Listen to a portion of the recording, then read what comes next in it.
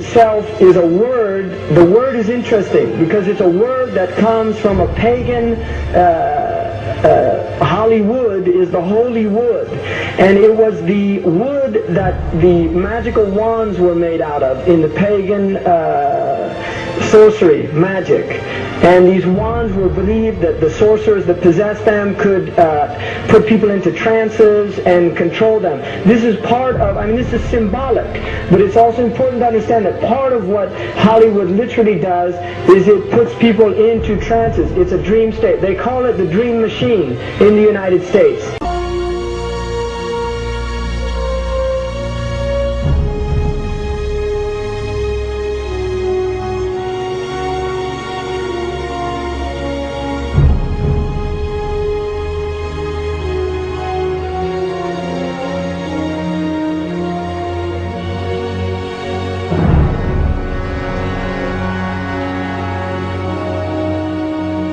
Creates fantasies for people. It puts people into these sleep. Now, one of the things is interesting that in the part of what's done in movie theaters, in darkened rooms where people watch television, is literally a trance state that occurs through what's called suspended state of disbelief. You enter into a state, you suspend your disbelief and enter into a state whereby you begin to believe what you internally realize is imagination. It's falsehood.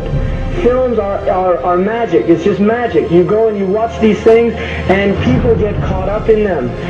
People cry during films. All this catharsis that takes place in these things.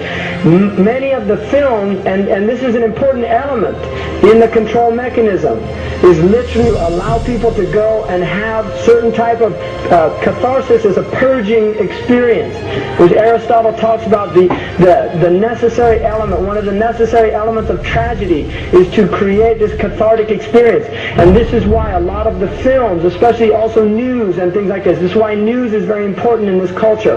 Everybody watches the news, they have this tragic, cathartic experience of watching the tragedies of others and then feeling safe and complacent in their own experience of this suspended state of illusory well-being. So these are very intricate and sophisticated methods. Now I think it's dangerous, although there are elements, that there's concerted efforts that take place, there's also a lot of people that have similar worldviews that aren't necessarily working together in concerted efforts.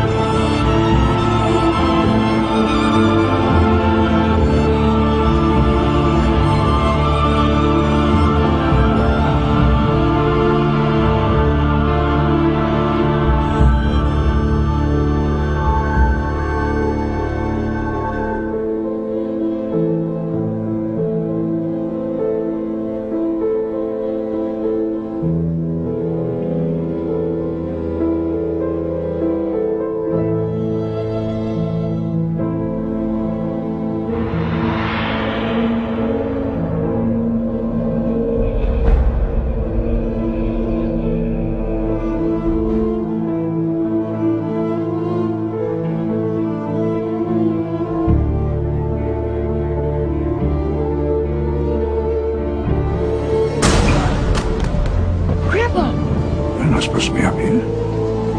Looking at her. I just to know? You're old enough, I suppose. You should know the story. Okay, here we go. It was 1832, on a night much like this.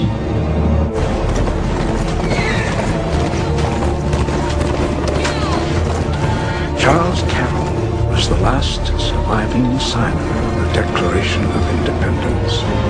He was also a member of a secret society known as the Masons, and he knew he was dying. He woke up his stable boy in the middle of the night and ordered him to take him to the White House to see Andrew Jackson, because it was urgent that he speak to the president. Did he talk to him?